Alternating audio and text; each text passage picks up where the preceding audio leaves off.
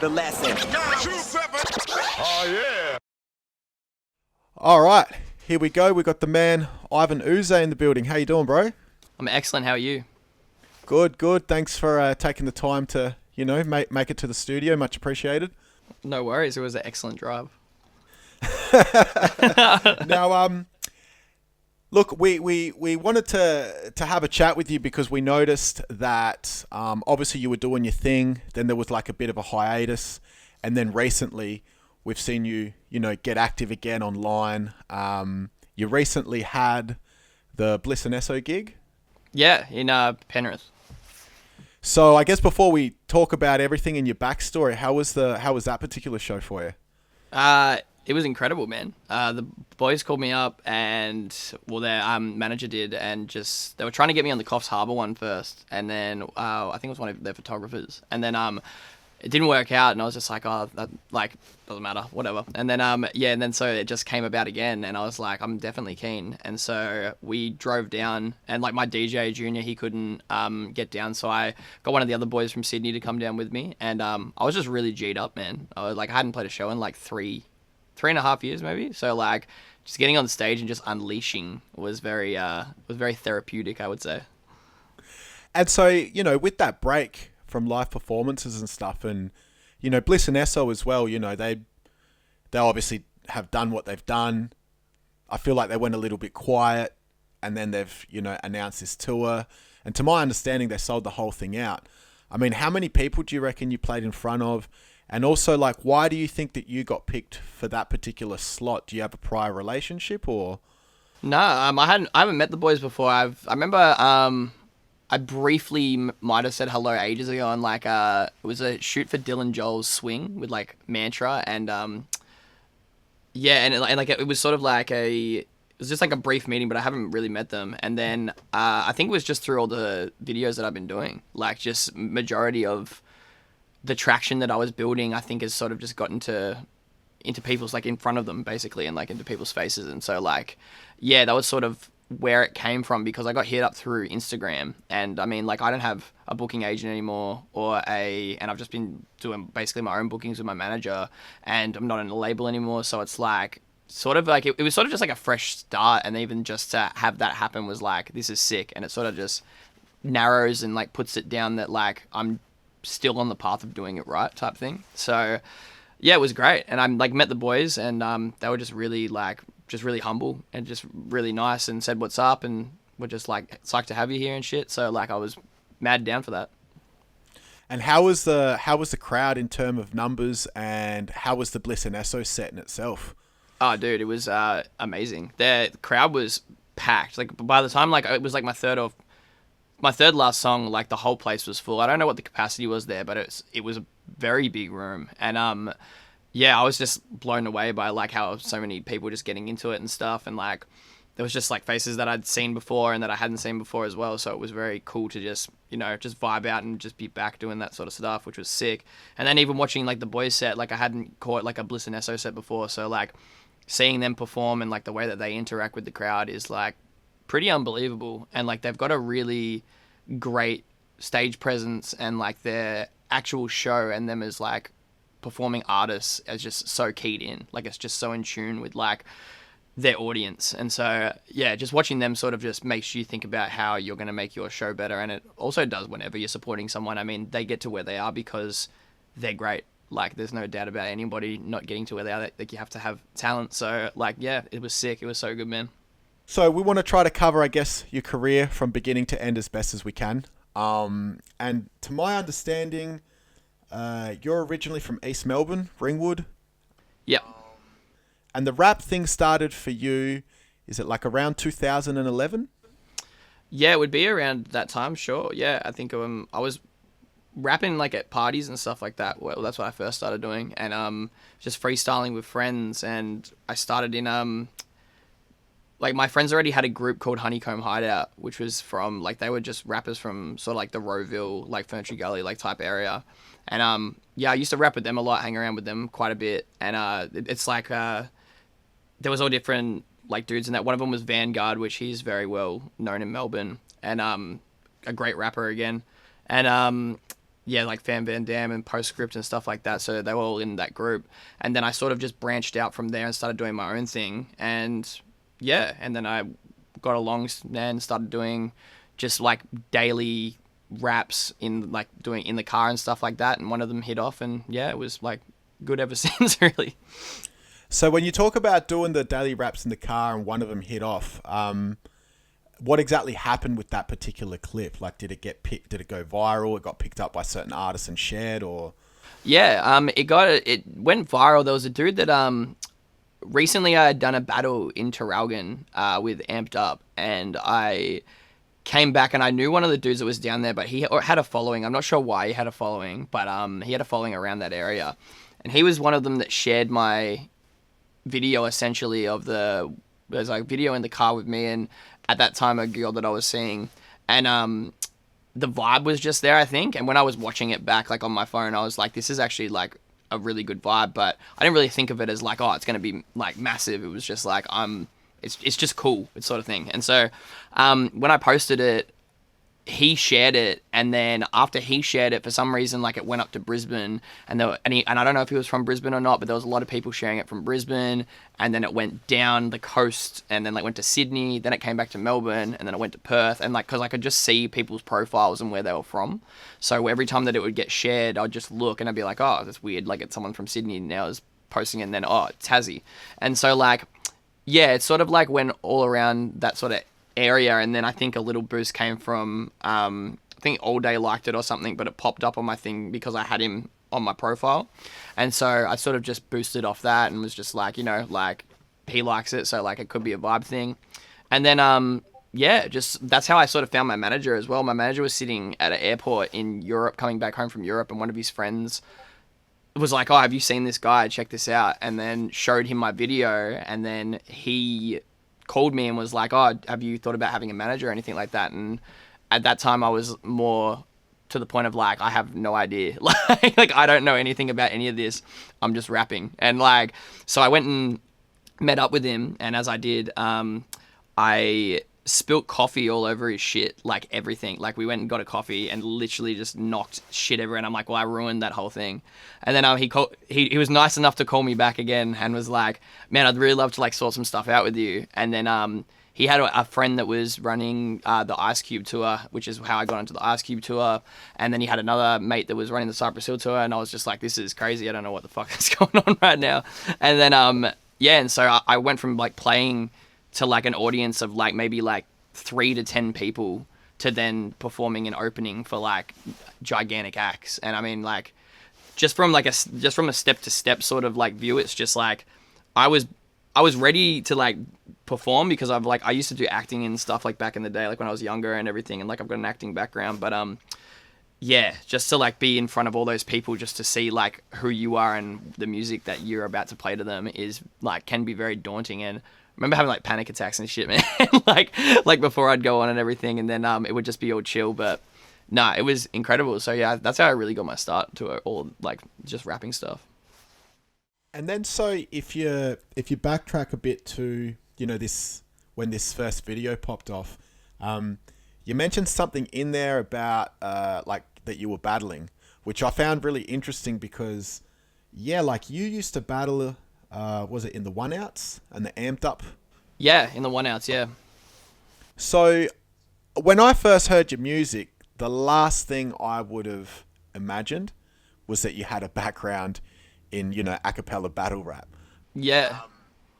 When you, I mean, tell us a bit about that. Like, what made you get into the battle circuit, and what did that actually do for you?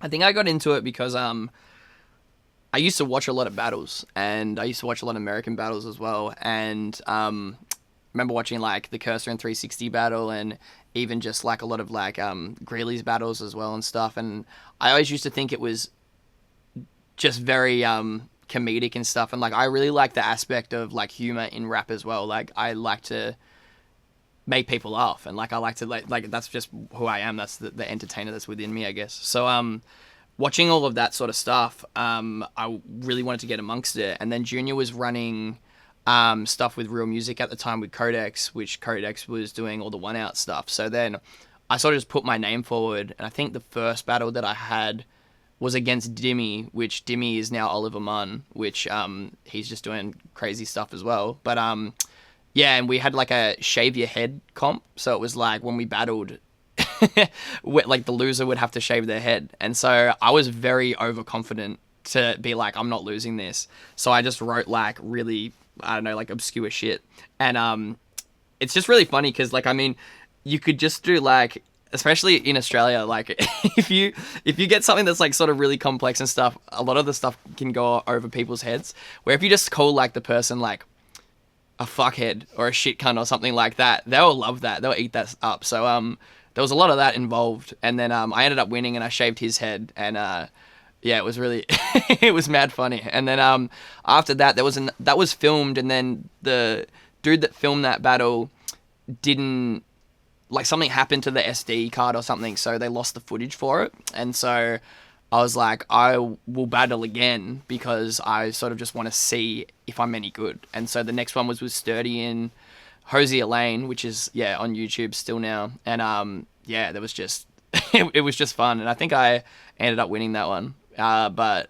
I didn't do any more battles, and it doesn't mean that I wouldn't do it again, but it was just really funny at the time to do it. But I mean, looking back on it now, there's some crazy shit in there. So yeah, it's pretty funny, man. Now, you know, when you mentioned that, you know, you obviously haven't battled in a while, but you wouldn't necessarily not do it again. What would it take for you to step into the battle arena again? Because obviously it's very different to making a song, and your career is in a different position than it was back then. Yeah, for sure.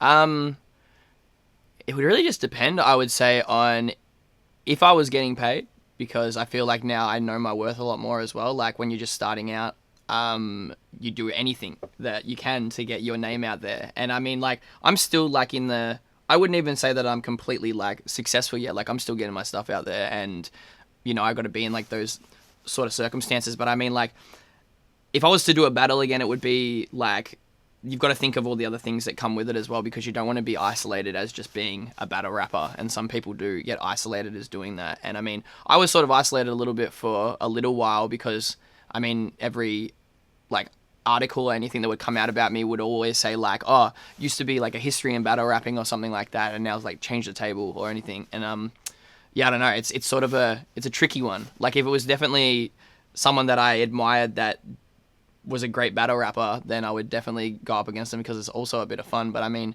there's lots of dudes that are in that scene that I thoroughly respect for the grind of just like writing something every 3 weeks, and it can be something that's like mad long as well, and you've got to memorize that and have that in your head, and there's no beat and there's no pattern or anything. You just got to fully rinse it. So the ones that are great at it are amazing. But yeah, I would definitely do it again if it was like probably the right price, I would say.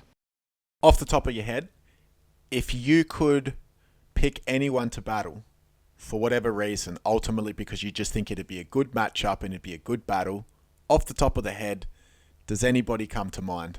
Like Australian or American? Let's do both, Aussie and American.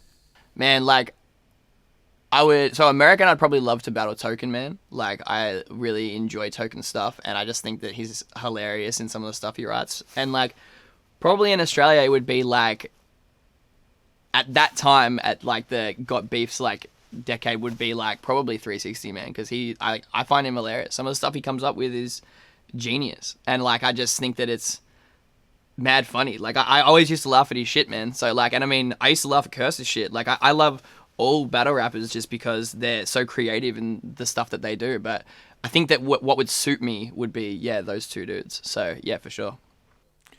Now, you know, when you mentioned those two guys in battle rap, they're responsible for, in my opinion, you know, the biggest rap battle in Oz history.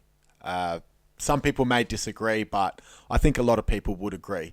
Now, as someone who's a fan of battle rap, particularly in that time, did you watch that battle when it first came out? And, you know, what do you recall from watching that at the time?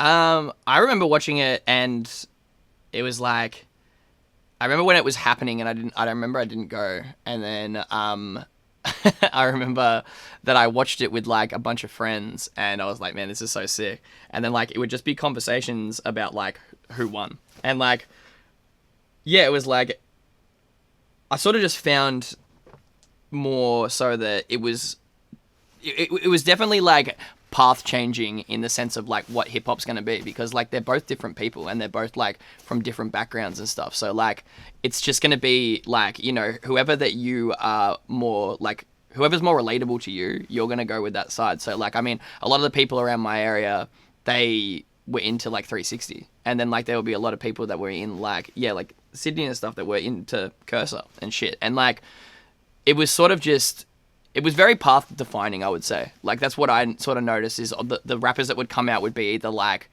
products from those two dudes. And like it still sort of is in a similar way today. I mean, like they were the first to do it, and anyone I would say that too. Like it's more, yeah, they paved the way for a lot of people to do their shit. And I mean, like probably if it wasn't for like either of those guys, I wouldn't be sitting here, and a lot of other dudes probably wouldn't be talking to other dudes as well, because it wouldn't be like a very notable thing. So yeah, it's pretty crazy, man.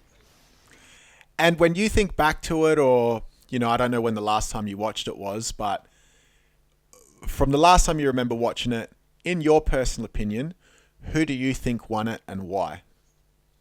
I would literally say that, like, to me, if I was gonna like judge that, it would literally be a draw, because like there's no, like I know it's like a best out of three thing, but like there's nothing better than just having something that is a draw anyway. Like if there's two people that like come with all their shit and like they memorize all their lines and like they just hit every punch like so well, like there's like I wouldn't be able to tell. Like I'd just be, if I was sitting there as a judge, I'd just be sitting there stumped, because I'd just be like, that was fucking sick.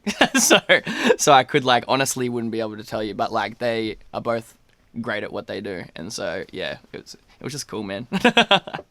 Fast forwarding the clock to, I think, 2014-ish, you were doing the Freestyle Fridays videos. Yeah. So what brought that about?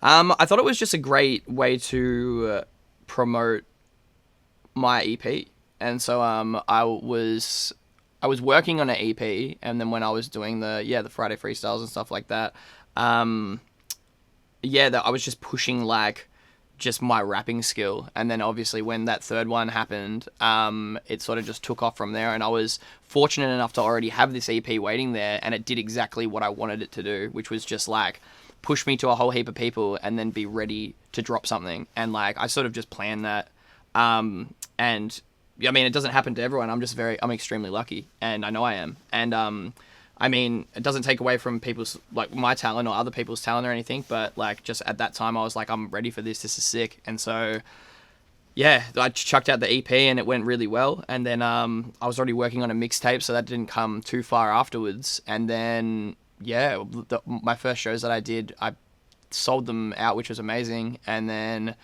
was just like it was definitely a snowball effect from then on of just what I was doing and how popping you are at the time. But like, I mean, with momentum and stuff, like obviously if you push a skateboard down a hill or anything like that, like it's going to stop. And so momentum was going really great. And then like all of a sudden, like it just gets like a bit where you just like, oh, now it's a struggle and you've got to get back uphill. And that's sort of where I got to when I started not releasing albums or consistently, and like my mixtapes were very like all over the place, I guess. So like, and that's what I sort of view now and why I needed to take a break and stuff like that.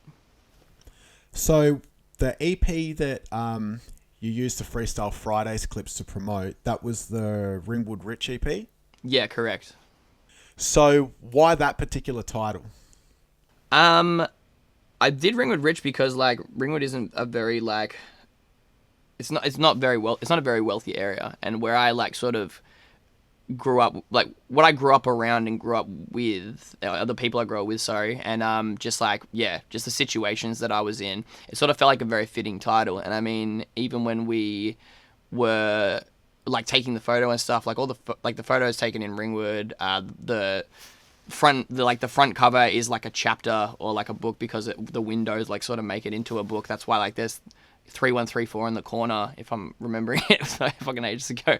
But yeah, and so like I just like, and I was still working at Toy World at the time as well, like just hustling like toys out and shit to get money to pay for it.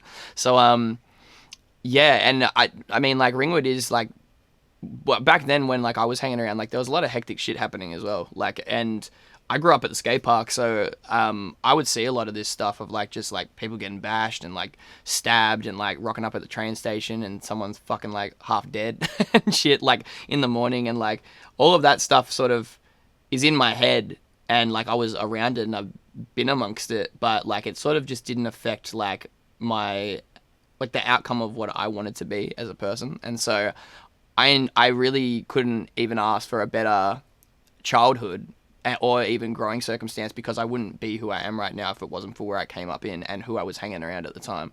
And yeah, like I mean, like I love all my friends, and like I haven't seen heaps of them in like a really long time as well. But yeah, it's sort of just Ringwood Rich definitely like just represented like how I felt about my area at the time, and also that, you know, this is like the pureness that can come out of it. And so that's all sort of what it meant to me.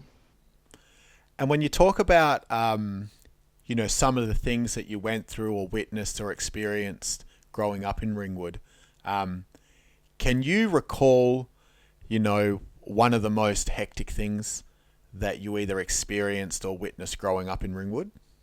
Yeah, man. I mean, like I've seen a lot of shit and like been around a lot of shit. I mean, like there's stuff that happens all the time, man. Like kids getting like hit like with, I remember there was a kid at the skate park once got hit with like a back of a vacuum coil that was like the heaviest thing I've ever felt, and just like blood like literally everywhere, like all over the skate park, and like you just say what the fuck. And then like the jacks will rock up and like and no one will say a word because no one's a snitch or an informant, and then like you would just stand there and just be like what the hell, and like his mum would come and like cry. Like I went to a party, like saw a mum get stabbed with a pitchfork. Like there's just been a lot of hectic things that are just like resonating in my mind, and like I mean, it's just they're always in there and stuff. And like the person that I am as well, like I'm not really like I'm not like I'm not a hectic cunt. Like I'm not just like someone that just like does like all this shit, and I'll plainly like admit it as well. But like I've just been around like the hectic cunts and used to hang around with like the dudes that were pretty heavy, and like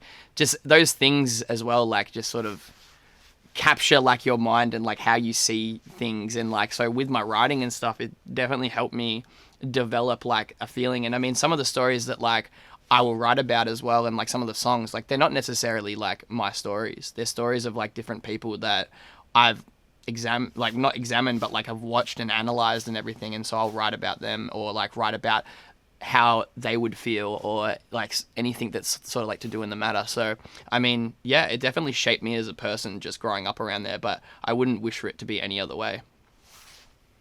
Is all the stuff that you witness and experience more involving the people around you, or did you have any experiences where like it directly affected you, like you were someone that was being assaulted, or you know, whatever the case may be?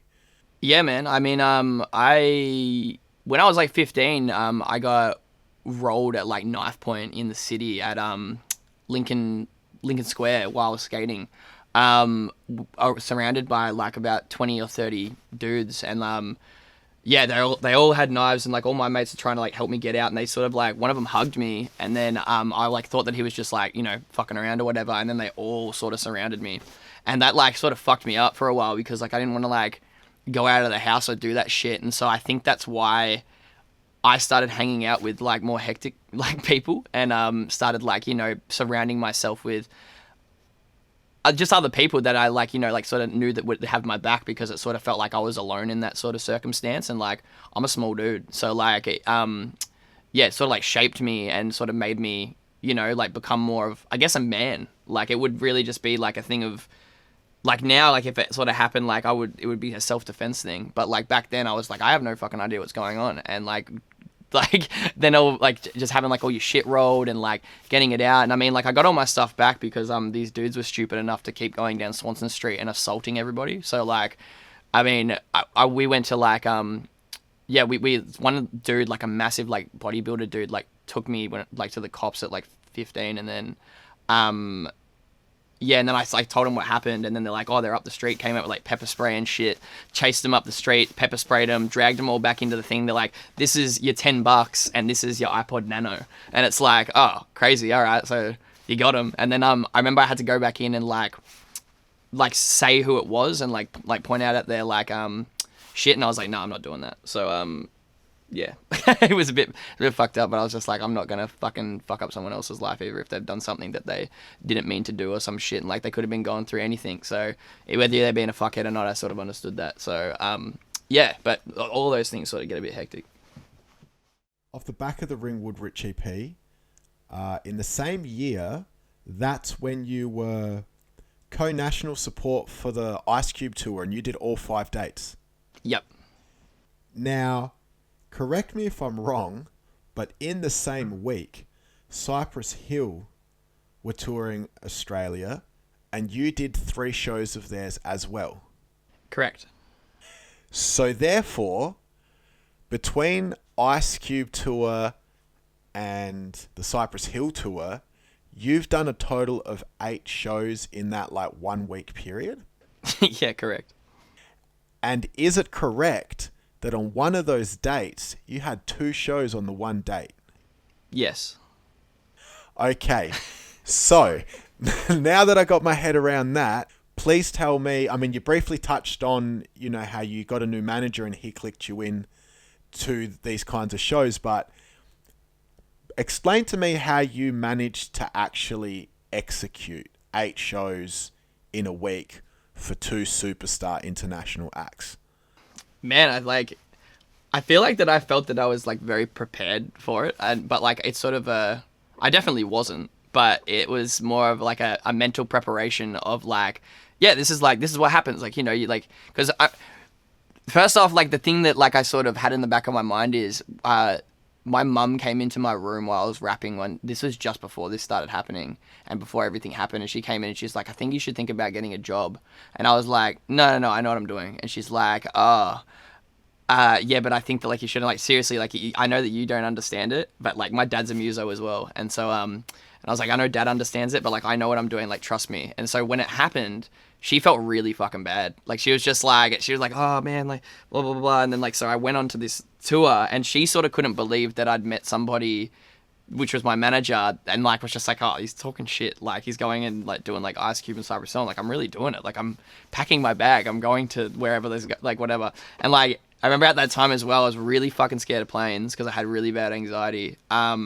Even just being away from like family and stuff like that. Like I would always be around Melbourne, but I hadn't properly been to like Sydney or Brisbane by myself or Tassie or anything. And I used to be a very introverted person, and I still sometimes am, but like I've learned a lot since then. But yeah, and so just playing them, like I'd get anxiety like every show, man. Like, and I don't really get anxiety too much anymore. I think it might have numbed me, like from playing like those shows back to back and stuff. But yeah, it was very intense. But also like, I mean, we got to hang out with like these dudes every night. Well, not like Ice Cube, not so much, but like Be Real and like Sendog and Eric Bobo and stuff. Like we were hanging out with all of these dudes and like just being in the green room because they just wanted everyone to be with us. And I think it was me and Coinbanks were on the Cypress one, and then I was with Citizen K with the Ice Cube one. So we had like some pretty like fun times, but it was just mad worn out, man. And like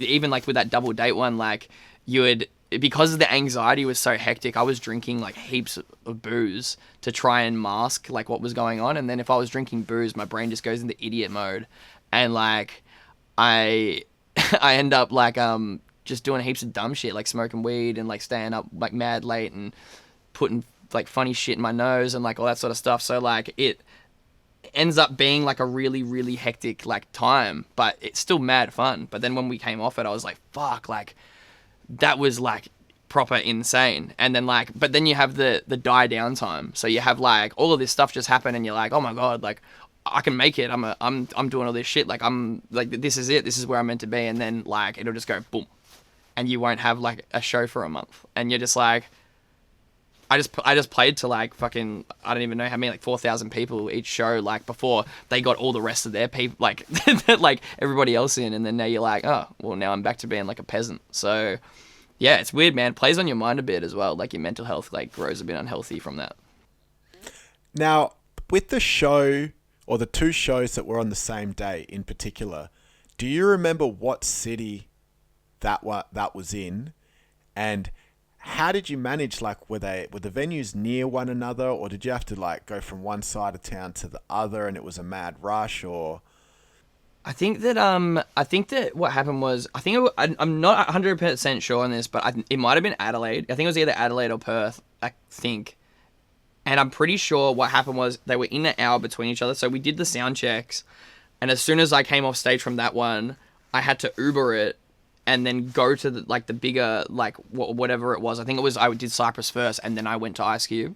And then, and then did that one in Adelaide. I'm pretty sure that's what happened. But yeah, it was mad intense. Like it was just like, and because like you didn't want to let someone of that caliber down as well, like because I just be like, oh, your support didn't show up or whatever. Like I didn't want to ruin my chances of if I was going to meet these people or like just these absolute gods that I let them down and sort of just fucked up. So I mean I just took on the challenge and yeah, eventually like it did pay off. So I was like sweet, and then yeah, got to meet those dudes and it was pretty insane, man.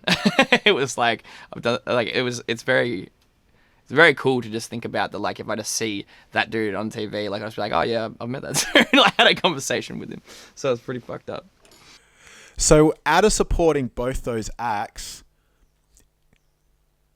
which did you enjoy supporting the most and why, or which bring you the fondest memories? I would say for me, the Cypress Hill crowds were very much like they were a lot more accepting towards what I was doing compared to the Ice Cube crowds. I would say like the Ice Cube crowds were great, like they were so good as well, but they were there for Ice Cube.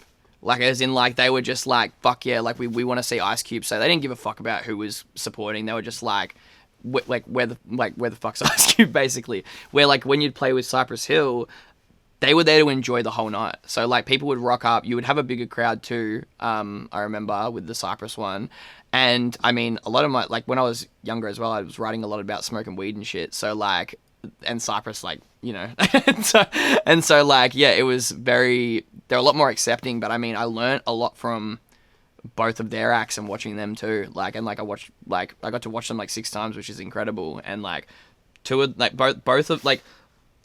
those like bands, like Ice Cube and Cypress Hill, like I used to listen to them at school and like used to have them in my Walkman and like, you know, used to wag class and smoke a cigarette like near the dirt and just listen to these dudes. So like, it would be pretty like, it was pretty crazy to just think that like they're like next to me or like Be Real. I remember I was like in like the back room of like Sydney and like Be Real was just like, yo, you want to smoke some of this? And like I wasn't smoking at the time because my anxiety was so fucked, but I was just like, I'm not going to say no. And so like just go and smoke with them. And then yeah, like it was insane, but it was so much fun and it was a definite learning curve to be like, you know, you can get to this spot. Like these dudes are just people. And the other thing that I really did like, which changed me as well from just doing that, is that like I just sort of realized that no one is like really sort of famous. Everyone is a person. And I mean, like, it's the way that you act around people. Like I would say like for me, I'm like a sort of down to earth type person. I always want to be like that because I couldn't imagine myself being some high and mighty type of dude. But like, yeah, it's like I always just imagine everyone now that I meet as a person, and it benefits me so much more because like I can talk to them as a person instead of being like, oh, I love your shit, man, and like all that sort of stuff. So yeah, it's pretty sick. And then I think like the following year is when you started headlining your own shows. Is that right? Yeah. So yeah, I started headlining after I did those. They were like smaller shows, but yeah, they were grouse. So when you were doing those headline shows around the 2015 period, like how far around the country were you headlining shows and what sort of numbers were you getting at that time? I think that like we did smaller shows. So I remember that my first show in Melbourne was at a place called Shabine, which isn't there anymore. I think it was like about 100 cap, and then so like sort of same as like Workers Club, and then I don't know where we did Sydney. Like we definitely did Sydney. I think we did like Rocket Bar in Adelaide because it was a guarantee. We did a guarantee in Perth as well, and then yeah, we did Brizzy too. I think so. I think we might not have done Tassie, but all the rest we did do, and Canberra we might not have done. But yeah, and majority they were pretty small. They were like 100, 200, just like starting off type thing because yeah, I hadn't been in front of like any more audiences, and then yeah, all my mates came down for the Melbourne one. It was sick. sold it out, and then I think the Sydney one sold out as well. I think Colt Shotter was on the Sydney one first, so that was mad to have them on there. And then but they were all, I remember them being very wild shows as well, and because at the time I was doing a lot of like EDM, like rapping over EDM stuff, it got like pretty wild. So yeah, it was sick. Now, around that time, so that 2015 going into 2016, you also performed at a couple big shows. I think like you warmed up for Illy, you did one for All Day, you warmed up for Seth Sentry. You had a couple internationals in there as well, Hobson, Azalea Banks. Oh yeah, I forgot I did Hobson. That's mad that you remember. Out of those shows, like what were some of the memorable ones and why? Man, like Azalea Banks was actually sick. Like Azalea Banks, her stage show is mad. Like it is, she's got dances and stuff, and just her stage presence is sick. She whips out a megaphone as well, actually, and just like raps into the microphone. I was like, that's fucking dope. Yeah, her stage show was sick. I would say Hobson was pretty cool as well. I grew up listening to Hobson quite a bit, and like so just supporting him. And I remember I met him the last time that he came and got a photo with him.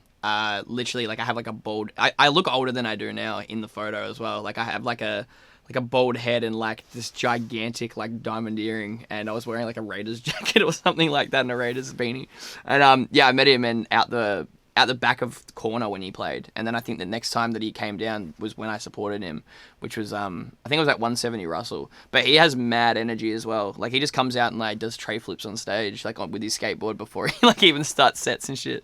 And I remember talking to him about skating quite a bit because he was really into skating, and so am I. So, but those, they were pretty mad. And Seth is crazy too. Like I really appreciate Seth so much for having me on his tour.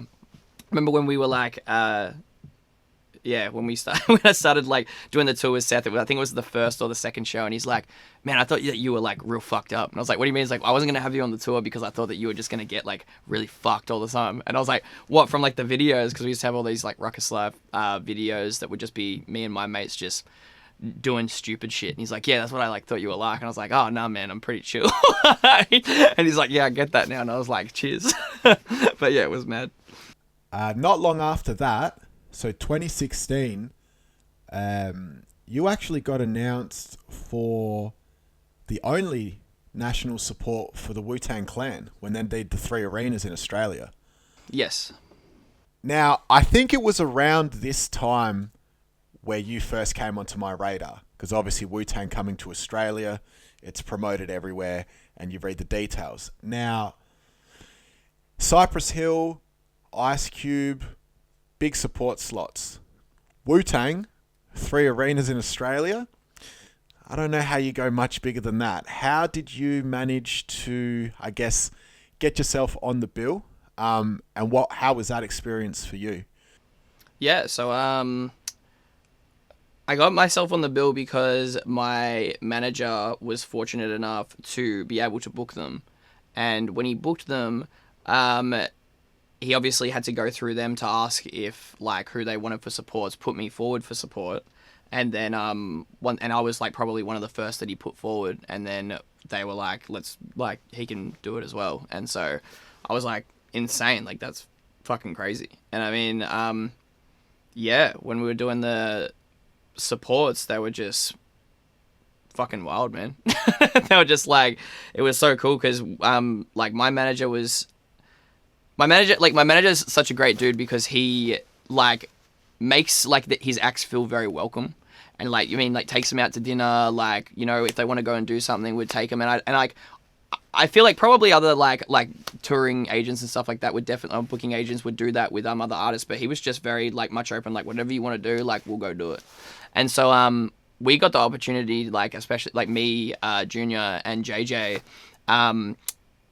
we just got to the opportunity to like, you know, be in like the studio with them and like listen to tracks that they were doing and like going to dinner and like speaking to them all and like just hanging out and stuff. And I mean, like, it was pretty insane. Like, because compared to like doing Ice Cube and Cypress Hill, like, you'd meet them and you'd chat about stuff, but you wouldn't have like those intimate times where you would like sort of just, you know, you could just chat like about certain shit. And just talking to like each like every member like was just like a different experience as well. So like, I mean, that sort of blew my mind a little bit. But yeah, also like in doing that, like there was other things, like there's other bad things that come of it. So like, yeah, but it was insane. Like not bad things that had come from like Wu-Tang, but as in like just to follow. And so yeah, it was sick, man. I'm forever grateful that that happened to me. And yeah, it was so like the crowds were nuts, dude. Like they were just so sick, and just watching them perform, and like, you know how legendary that they are, and like you're just witnessing like greatness before you is pretty surreal. Were they the biggest crowds that you've ever performed in front of to date? To that date, yeah. So I mean, I did I played with Peking Duck at Splendor, and jumped on stage with them, and that was like you couldn't even see the background of anything. Like it was just people. And so yeah, and I didn't drink for that, so it was pretty nerve-wracking. But those arena shows were definitely like on I think they were on the similar scale of like just, and especially because there was 3 of them and you were playing your own set, like pretty nuts. Now, when you talk about actually having the time and opportunity to have chats and conversations with, you know, all the members in the group, who did you, I guess, get along with the best, and, you know, why do you think that was? Man, like they all have like just great personalities, and they're all so smart. I mean, me and Junior got like a chance to have like, we were just out the back like smoking a joint with Jizza, and just talking to him about like rhyme schemes, and just the way that he writes his verses and like relates something. He was talking about how like if he wants everything to relate to a car, he'll do every bar about a car, but then try and mask it that it wouldn't be necessarily about a car, but then make it was very complicated, but then would make like, say like for example, like he'd be talking about a piano, but he'd make it in car terminology and stuff like that. And I just thought that was very creative. And then and just learning about that was sick. But getting along wise, I probably spent the most time with Ghost and Ray. And like, I mean, Raekwon is so funny, man. Like, he is the best dude. And yeah, he tried to like staunch my hype man out for his Tommy Hilfiger watch, and he wouldn't. And like my hype man's just like, he's just mad funny, and he just wouldn't like budge with it. He's just like, oh man, like you got a nice watch there, dude. and he's just like, yeah, thanks, man. And like he's just like, you know, you should give it to me. And he's like, nah, I'd rather not. He's just like, yeah, nah, true, stand on your ground and stuff like that. And he'd walk off, he'd come back like maybe an hour later, he'd be like, you still got that nice watch, man. Just like, and I'm just sitting there like pissing myself, and he'd just, I don't know, I think Ray was taking the piss as well, but like it was so funny. And yeah, we were just like just doing just stupid shit with them, but it was really fun. But yeah, like all of them were so sick. Like RZA was just, it was just crazy to be in his presence, and like he had we were having a conversation about like, I think it was making love one night at the dinner table, and it was just about like, it's just about how you like make love to like a woman and all that shit, and like it was mad like enlightening, but it was also like it was crazy. I got like, it was so like surreal that like you'd just be sitting there and you'd be listening to it, and then like you'd be like, oh, that's RZA, like and he's just talking about like this crazy shit right now. So yeah, it was cool.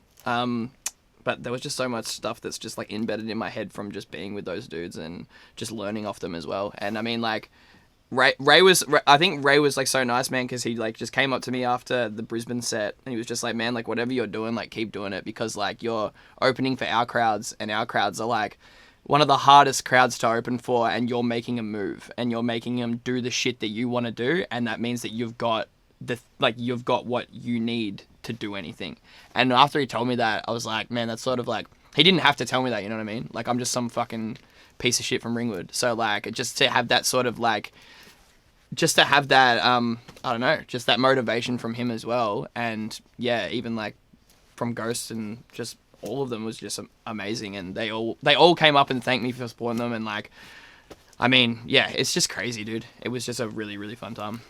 Now, interestingly enough, either during that tour or off the back of that tour, you've ended up doing a song with Ghostface. Yes. That was the Bills joint. Mm-hmm. So I'm guessing that's come about because your manager's the dude that's brought him over, you're booked for the support, a bit of a rapport's been built, and then that song came about how? So what happened was initially I got called up by my manager, and my manager was like, do you want to go Ugg boot shopping with Ghostface today? And this is before that we even had done anything. So he wanted me to chauffeur Ghost to go and get Ugg boots. And so I called Junior and I was like, what are you doing today? And he's like, oh, I think I got some shit. And I'm like, nah, fuck that. We're going to do this. And he's like, oh, what the fuck? Yeah, let's go do that. And I was like, yeah, sick. So we took him Ugg boot shopping. We were hanging out, just basically like doing shit. And then, yeah, and then we pulled over, and because Ghost wanted to get some Maccas. And so we pulled over and started, he bought 3 fillet of fish, I remember, because I was just like, that's such a weird order. And then when he bought the 3 fillet of fish, he was hitting on the chick. Well, he wasn't hitting on her, but like he was hitting on her for me, trying to like get the chick to like be like, yo, like, you know, we're playing a show tonight. It's in Margaret Court Arena. Like, where's it at? And he was just like talking to me about it. I'm like, yeah, it's Margaret Court Arena. And he's just like, yeah, Margaret Court Arena, like that you should come down or whatever. Like, you know, like homie's gonna be there and shit. And I was just like, fuck yeah, this is fresh. Okay. and then anyway, and so we got back in the car, and then he was talking about like he wanted to do some stuff with American artists here, and I was just like, well, I'm supporting you, man, like I've got stuff. And he's like, oh, play me your shit. So we were in the car playing, and then he was like, man, I like your shit, mate, like if you want to do it, like let's do it right now, let's like go to the studio and do it right now. And I was like, holy shit. And so it sort of came about in that way. And then I was like, well, how much, obviously, like you're going to be a feature, how much like costs? And he was like, can't remember, it was quite a bit. And I was just like, well, I don't really have that money right now because I am who I am. And so, and I mean, like, it's sort of funny because, like, when that song came out as well, just to, like, go off topic for a second, everyone was like, yo, man, like, he fucking obviously paid for this, like, blah, blah, blah, like, you know, blah, blah. It's like, yeah, dude, but everyone gets fucking paid. Like, it's like, you have to pay someone for their time and for, like, the shit that they do. And obviously, like, what happened was, like, I was there at the right place at the right time, and this happened. So I just wanted to address that a little bit because I just find it so funny that there's so many people that say that shit all the time. But anyway, going back. And then, yeah, and so, like, I called up my manager, and then my manager was talking to me, like, we were just outside, and I was just like, he wants yada yada, and I don't have that. And he was like, well, I can give it to you, and you can pay me back. And I was like, really? And he's like, yeah. And I'm like, I don't really want to do that because I'm not that type of guy. Like, I hate borrowing money off people. I'm always like a pay my own way type of dude. Like, I fucking hate that shit. And so he was like, no, like, I know that, like, you know, there's not like an interesting and whatever. And like, and I trust my manager so much, man. Like, he's got my back. And so, I was like, all right, let's do it. So we did do it. And then, he, as much as Ghost is a hustler, my manager is very much a hustler, and was just like, oh, since we paid you that, like, blah, blah, blah, we will, like you got to do the video as well. And he's like, oh, and he was like, toss a turn or whatever. And he's just like, no, like, you got it. Like, come on. Like, you know, boy over for tour or whatever. Like, you got to do it. And so he was like, yeah, all right. And like, he definitely wanted a little bit more cash, and like, kudos to him. Like, you got to hustle. But, yeah, and so we ended up doing all of that stuff. Like, we did the song in, like, one day. I already had my verse done, and, like, it was pretty much just had a feature on there that I was trying to find a feature for, and that so happens that was the song. And then, I think it was when we went to Brisbane, that's where we shot the music video. So it was probably, like, I think it was 2 weeks after that we shot the video there. And, yeah, it all got done and wrapped, and, yeah, it was sick. And when it came out, it was amazing. And I'm just like, man, I'm just like once again, I'm very lucky, and I'm just very fortunate to be in the positions that I'm in. And yeah, it's just, man, like, manifestation and shit. Like, that's what I've been doing again now. And that's the reason why I think all this, like, what I don't know, it's fucking weird. Like, I don't necessarily believe in that shit, but like, I do believe in energies and stuff. And like, if your energy is in the right place at the right time and you're doing that, then opportunities arise. And so, like, that's just what it was, I really feel.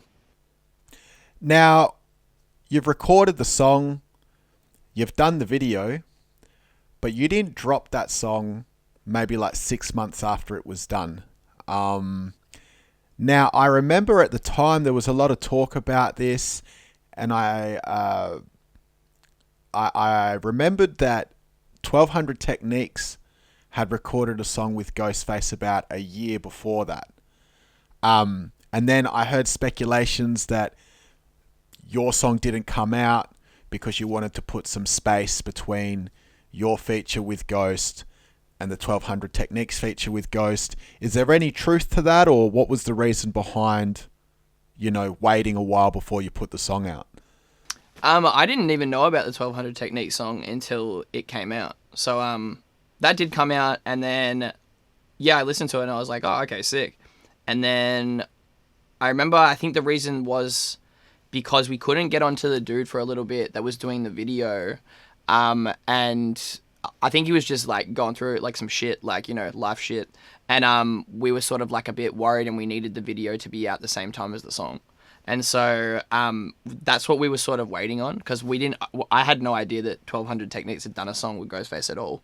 And then when theirs came out anyway, because we were sort of we wanted it to come out around that time too, but because we got pushed back by that, it was sort of a blessing in disguise anyway, because like, well, I wouldn't want like 2 songs come out or whatever. And I mean, like, they're an Australian act too. Like, I don't want to like I don't want to I don't want to put 2 things out at the same time and just like ruin someone else's chances type thing of like, doing that sort of stuff. So we just had to wait for the video guy, and then when he pulled through, then we're like, sweet, and then we got it all together and then put it out. I think it was the start of early start of the next year, I think. So yeah. 2016, you've warmed up for Cube, you've warmed up for Cypress Hill, you've done the Wu national tour, you got the joint with Ghostface. It's all happening. The momentum is really cranking. And then off the back of this, there's an artist, Barrow, who I think he called you out, or there was some sort of back and forth between you guys, and it had something to do with maybe him not feeling that you were the right person for that national support or something like that. Do you recall this, and can you unpackage that a bit and tell us what that was all about? Yeah, for sure, man. Like, what happened was, one of my friends sent me a screenshot of, because they were friends with him at the time, and I assume that maybe they still are. I have no idea. But and he sent me a screenshot saying like, oh, have you seen this? And then it was just like a screenshot saying like something like, why is Ivan Pooh's like supporting Wu-Tang, shaking my head, something like that. I don't know. No, don't I wouldn't quote me on that. But it was something along the lines of that. And and then it was just like a whole bunch of like other dudes that were underneath it that were sort of in the scene that had commented on it or whatever, and it was just sort of like, it sort of threw me, because like I was like, I've never met like any of these dudes. Like I'd met Barrow before, like I'd supported Barrow at one of his shows, and and like there was just a bunch of like dudes that are just like talking shit about me, and I couldn't really like put it together, because I was more like, sort of, what have I done to deserve this type thing? And and I mean, like, I've always struggled with like mental health and shit, so like when that sort of happened, I was like, man, like that sort of fucking sucks. That like, because I mean, like, I love to give everybody like the time of day and like, listen to them and like hear them out and shit, and like just to see like a whole bunch of dudes that like, sort of, sometimes you might have just said hello or what's up, or like you might have had a conversation with them or anything, just talking shit about you, and like because like they don't think that you can see it because like you're not friends with that dude. Yeah, it's sort of just like, it's disappointing. And like, and I mean, like, I don't hold anything against them, man. Like, I mean, I've done dumb shit when I was younger too, and I've been called out for it. And like, I mean, like, I'm like, right now, like, I'm 30 years old. Like, I know that all the dumb shit I've done, and like, I grew up in the eastern suburbs of Melbourne, and like, shit's different out there compared to like, and like less progressive than it is when you live in the city, and like all of that sort of stuff. So like, I've gone through like just changes and like things that'll just make me the person that I am now, and like everybody does, but just to see that at that point was just like, man, like, you're doing something that's like so cool, and then it gets dampened by like just all these people that like, like literally like big dudes, and you're like, man, like who can I support now, like in Australia? Like who can I hang with or be friends with, or like, you know, who isn't talking shit about me, because everyone's connected to everybody, and it's like, are they all saying the same thing about me? Like, what's the deal? So yeah, it sort of fucked me up a little bit for like a while, but yeah, it was weird. It was definitely weird. So this has happened on the announcement, and while this is all happening, you've still got to prepare to actually do the shows. Yeah. Like, the preparation wasn't so hard. Like, I know that my stage show is high energy, and I know what I'm doing is great and stuff. And like at that time, I was very much like not in tuned with like how I feel. So I was just like, oh, fuck it, fuck them. Like they fucking like whatever. Like I don't give a shit about like that sort of stuff. When I did, but I just didn't know that I did. And so like it's sort of just, it would just play on my mind sometimes and shit. And like, even seeing people out and like stuff like that in Melbourne or like in Sydney and shit like that, and there was like this like, there'd be like weird tensions or like beef, and you're just like, you don't know like what it's over, and you don't know like, you don't know why someone's thinking the way that they're thinking and stuff. And I mean like with like the Barra stuff, like he said all that shit with me, and I posted it on my I have a news page because I was pissed, because I was just like, man, like I don't appreciate this, and you didn't think that like I would see it, and now I've been given it, so I might as well just give it to everybody so they can see it, to just like, you know. And like I don't have a problem with any of these dudes. Like people probably think that I do, but like I've never fucking met these guys. Like I met Barrow once. Like I met I don't even know who else, but like there's like dudes that I'm meeting now as well, and like I become friends with them, and like some of them are just like, oh man, I thought you were like a piece of shit. And like it's just like, why? Like why do you think I'm a piece of shit? Like I don't get it. Like you've never met me, you've heard things about me, sure, but I don't like, am I a piece of shit? Sometimes I am, but sometimes I'm just living right now in like the moment, and like I'm just grateful for it. So I mean, if people can judge you all you want, but it just matters if you like love yourself, and within yourself, if you're happy with you and like you can't understand it, it's fine to like, you know, for them to have their say and for them to do that thing. And like if they want to be like that, that's cool. But yeah, I'm just really, when back then it was very hard to fathom. Now I understand it a lot more. Now, the bit that I didn't know was that you posted the screen grab on your socials that was sent to you. When you've done that, I'm going to assume that the comment section and that's just kicked off, or... It was just like, there was a lot of people that were like talking, like, you know, sort of just having my back. And I felt like because I didn't have, like, there was obviously my friends that had my back, but the amount of people that had just like commented on that were like in the scene or anything, like there was people that like, as soon as I posted that, they were deleting their comments, like from that original post and shit, because the other person that was telling me about it was just like, yeah, that's happening. And I mean, like, it's just like it's a really weird thing, and I find, especially in Australia as well, like with the hip hop scene, like it doesn't happen so much anymore. But what used to happen was like no one really helps each other in like in the scene. Like they do, but like they don't. Like it's like, I mean, you could be doing such cool shit, but like you choose to just like a lot of people try and be like self-absorbed. Like they're just like very like, you know, this is my time and this is like what I want to, like, this is where I am and I've deserved to be here and stuff. And like, that's how I feel about a lot of this shit. And like, I've always tried to reach out to people and like ask them like, oh man, it'd be sick if you want to collab. And like, if you're not down for it and like, you're not really into my shit, sure. Like, I completely understand that. But like, just something like, oh man, like beating around the bush and saying like the nice thing about like, oh man, I'm a bit busy right now. And like all this shit. I'm just like, if you don't want to do it, just be honest with me. Like, you're not going to fucking hurt my feelings. Like, it's not like the honesty is there, and like I know that maybe you don't think that I'm a shit person, but it's just like, you know, if you're not vibing it, you're not vibing it, and that's cool. Like it's around about there. But like, yeah, there's different sort of like, there's very fickle like sort of relationships. Like you could be like, when I was younger, I'd ask someone to be on my joint, they'd be like, oh nah, and then like now you're here and they're like, oh man, we should do this stuff together and like blah blah blah, and you're like, all right, cool. And like and it's like a thing of like, do I just let that affect me and be like, I like you never used to want to, but now you do, and like, do I need to think about that, or do I just go and do it? Like, do I just do it and just be like, you know what, fuck it? And so now that's where I'm at. Like, I don't give a shit. Like, I'm more in the focus of is all I want to do is make music, and if like you're someone that wants to pull bullshit, I don't have time for it.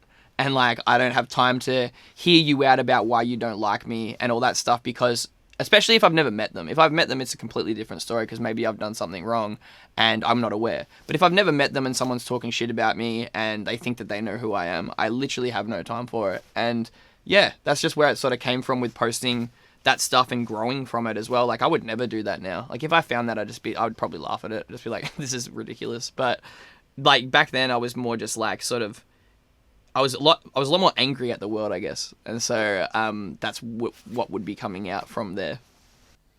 And then so at the end of it all, did you and Barrow ever have a conversation, or it kind of just got left? No, not at all. I haven't seen or spoken to him at all. I mean, I only really met him before that once or twice, and he seemed like a really chill dude. Like there was I didn't have anything, like he would, like I think sometimes he'd send me like DMs and stuff like that, and it was just like sort of on the similar like line of that, or like, you know, there'd be other people that might know him or something, and like, you know, I'd just go through and it would be like followed by blah blah blah blah blah, and or like just go through the followers just to see like who it is, and like they'd send me some shit, and it's like it is what it is. Like I don't give a fuck about it anymore. Like it's fucking 6 years, and like I mean, like if I saw him out, I'd probably say what's up, because I don't really hold anything against anyone. And I think just having that time to like learn and grow, and even having the time that I did have off music to just sort of get my mind in check and whatever really helped me in that sort of term. But yeah, I have time for everybody that wants to have time for me, but anyone that doesn't, I'm just like, whatever, you do what you want to do. Like that's sweet, but I'm just going to keep doing what I need to do. And I have to feel like it's benefiting me more. When we were talking about the, you know, being on the tour with Wu-Tang, you know, we're talking about what a great, you know, opportunity and experience that was for you. But then you also mentioned that some difficulties or unfortunate things happened as well. Is the Barrow thing one of those things that you were referring to, or were there other difficulties that came off the back of that tour? Yeah, like one of them was like that, like just noticing that people felt a type of way about you without like completely knowing you or anything. Like it sort of feels shit. I mean, I feel like as well that because I had like as much as doing a song with Ghostface is like so great, it was sort of as well like, oh, this guy has made it now. We don't really have to like support him anymore because he must already be there. And like that is something that definitely affected me, because like it affected like tickets, and it affected like doing shows, and like, you know, like what you're basically doing. And so like, I mean, doing a song with like a legend is amazing, but also like I never thought about any of those things that would to come. So yeah, it was very, very strange, very weird. After this is when you dropped your debut album. Yeah, Rotisserie Gold. It's another mixtape. So I haven't even released an album. I've only released 3 mixtapes. So that was a mixtape. That wasn't an album. Yeah. Okay. And now that was 2016, and then 2017, you've actually had another big support slot for Designer, who's a dude that had the hit joint Panda. Yeah.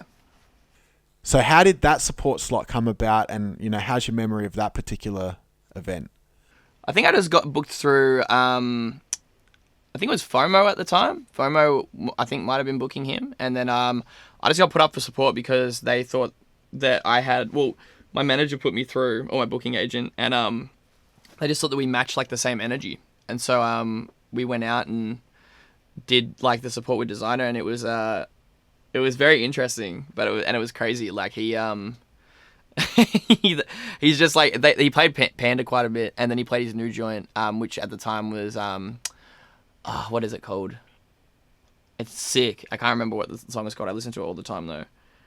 I'm just too cooked. But yeah, he played that like he played that heaps, and his set was just like wild, and he's very entertaining. He's very entertaining to watch, and it was sick. And so we played an all ages show, and I remember like they were both all ages, the Sydney and the Melbourne one, and the crowd there was sick because all the kids at the front were like the underage, and then at the back were like the overage.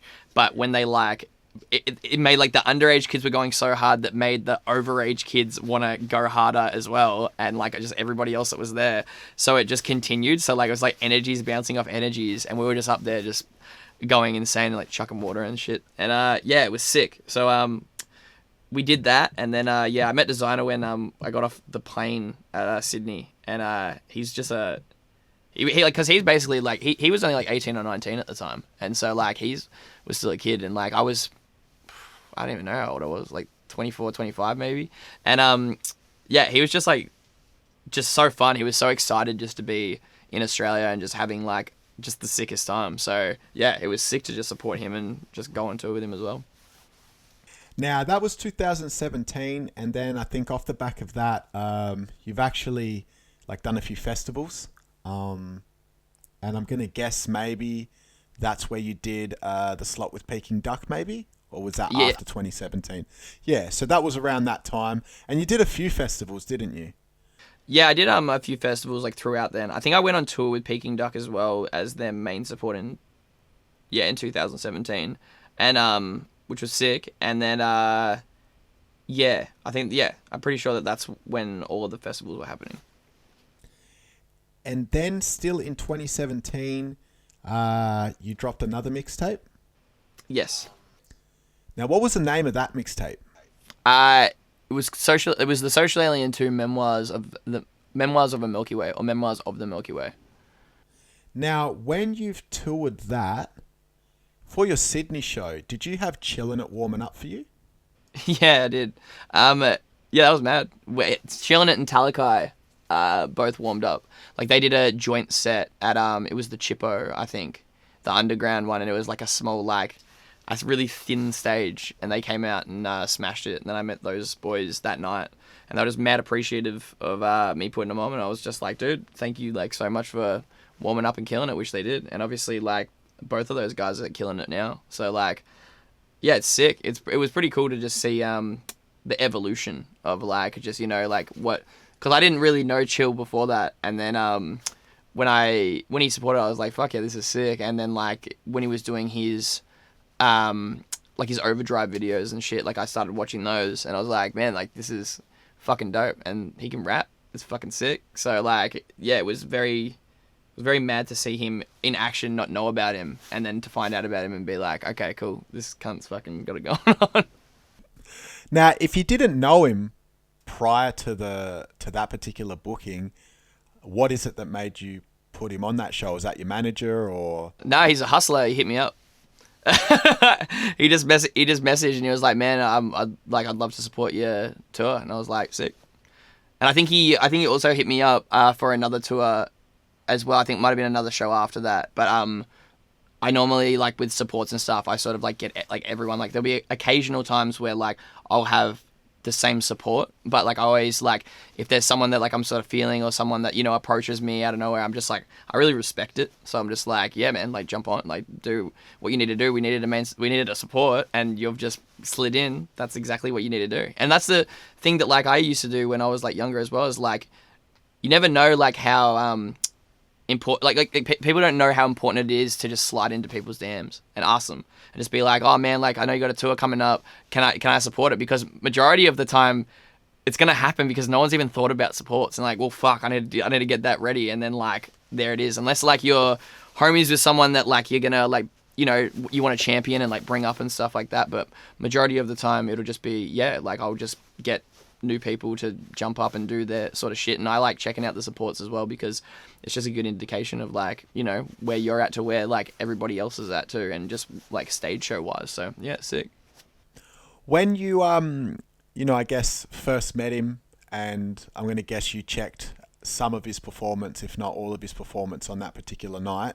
From meeting him and seeing his performance that first time, could you see that this guy was special and that he was going to take it to another level, or you didn't really see anything in particular at that point in time?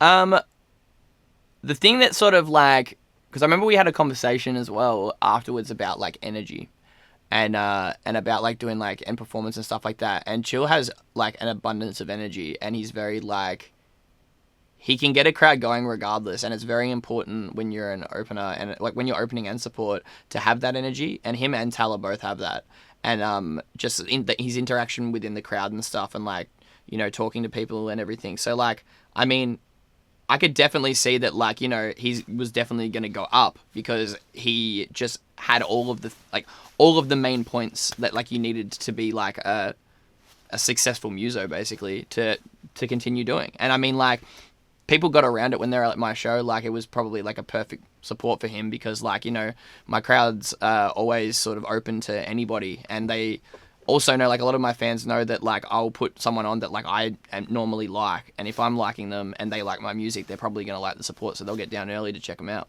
So, yeah, but I could, like, definitely tell that he and Tala, they both have, like, definite potential, and obviously it showed, and now he's, like, one of the biggest, like, he is the biggest, probably, except for Leroy in, like, Australia, so, like, I mean, it's pretty insane, but, yeah, like, good on him. He's killing it, so it's sick.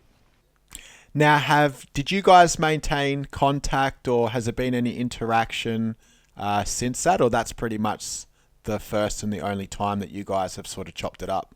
No, I've seen him a couple of other times and stuff, like on various occasions. But I jumped up with Dante while he was opening for Sticky Fingers, and I think which was only like a year or two ago, and that's when Chillin' was main support for Sticky. And so yeah, I saw Chillin', he was just like, man, like, remember when like I was fucking like when like I was like your support and stuff like that, and I was just like, yeah, man, dude, you're fucking killing it, so good. And yeah, like, I'm genuinely like, I'm happy for him. But yeah, I haven't seen him like too much. I've seen just chilled with Tala like a couple of times, and we've worked on a couple of joints, but other than that, yeah, I haven't really like seen too many people, and especially over COVID and stuff, like there was like a lot of time where you just didn't see anyone. But I've relocated from Melbourne to Sydney now, and I've just been getting introduced to like heaps and heaps and heaps of people, and like, it's fucking mad. Like, there's just so many like great musos down here and producers, and I think that's what's so, yeah, what's mad about being in Sydney now. Now, as someone who, you know, got to meet and see the 2017 Chill, and now you can see the 2022 Chill, for you, why do you think that he has had the levels of success that he has had to date? Because he's just being himself, which he is, and he loves his fans. And that's the thing, and that's what I've said. I've said this to everybody that I pretty much ever meet if I've ever had this conversation.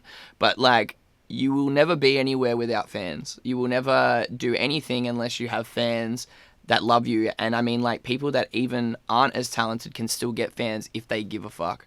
And there's some people that, like, they don't need to have fans, like as in, like, they don't need to, like, sort of hang out with their fans. Like, they're just genuinely, like, great musicians, and you can be a fan of their music and stuff. But in this, like, in this gen, it's, like, very, you need to keep in touch with your fans. And I think I say that so much to everyone because it's so true. Like, I wouldn't be where I was right now if I didn't go out every show and every support that I did and say what's up to, like, every single person. I mean, even at the Bliss and Esso show that just happened, I went out as soon as Bliss and Esso finished and stood out there for like an hour and a half talking to everyone and like taking pictures and stuff like that. I mean, like, you need to do that, and it definitely benefits you because from the amount of people that you've talked to that night, you'll have a conversation, like, it's sort of like in there that they will have a conversation with someone else that doesn't know you, and they'll be like, man, that dude's a sick cunt because, like, he hangs out and, like, you know, like, is appreciative, and which I am, because, like, I mean, they've come to check me out. They've obviously come up to me and they're just like, man, like, your stuff's great. And I'm just like,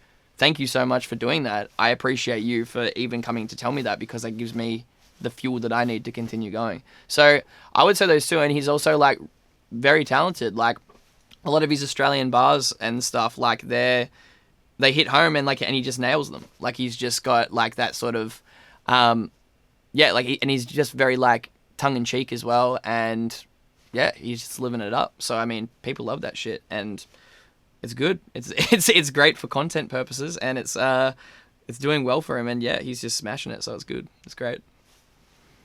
Now, 2019, you announced the Thanks for the Memories final national tour. And obviously, with a title like that, you know, we've all assumed this is it. He's retiring. Hence the title, Thanks for the Memories. Now, when you did that tour, did you give it that name because you planned for that to be the end?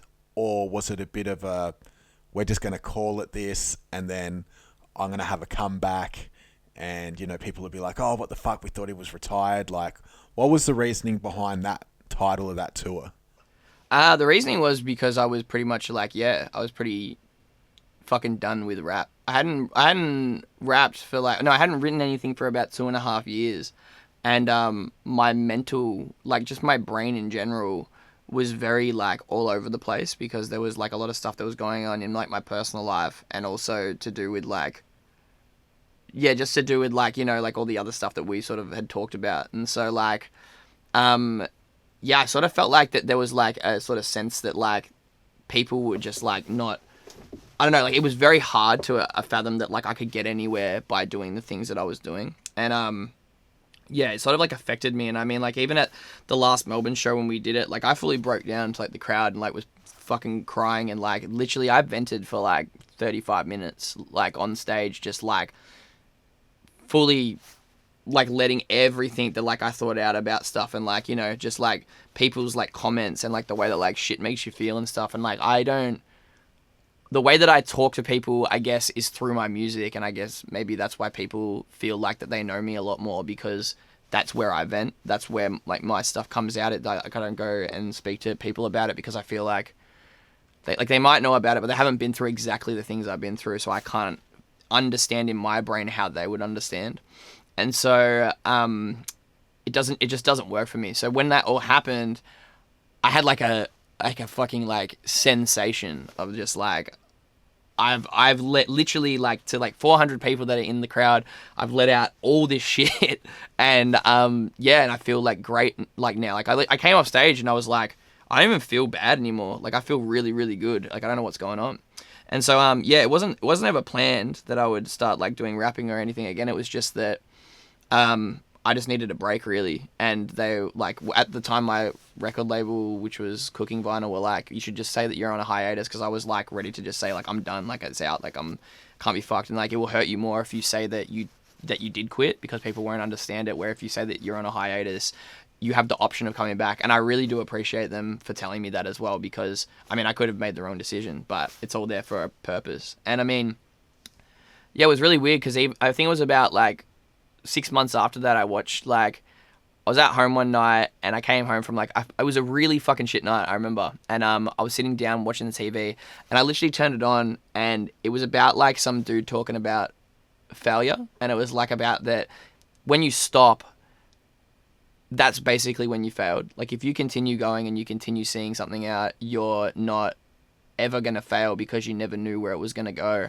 And the way that you do fail is if you stop doing it. And that really when I listened to that, I was like, man, like this is so fucking true. and I'm just like, and that really like messed me up. And I was like, what am I doing? And I'd been writing as well. And like recently, like while that was happening, and I mean, me and Tasker, like we'd been doing like our new shit, which is like all Rest for the Wicked stuff. And I was like, man, I came in one day because Tasker was staying down. He was coming down the next week in Melbourne.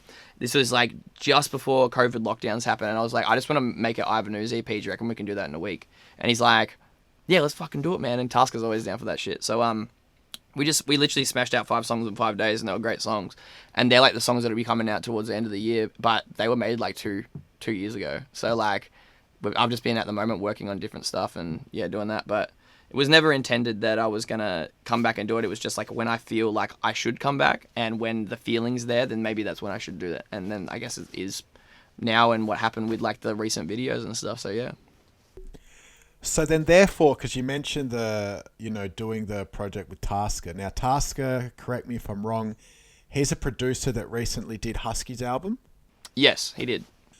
So the Thanks for the Memories tour was 2019, but then following year, 2020, that's when you've linked in with Tasker. You guys have started recording the Rest for the Wicked EP.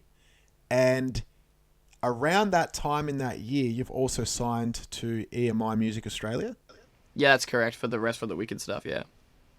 So can you tell us a little bit about how that signing happened?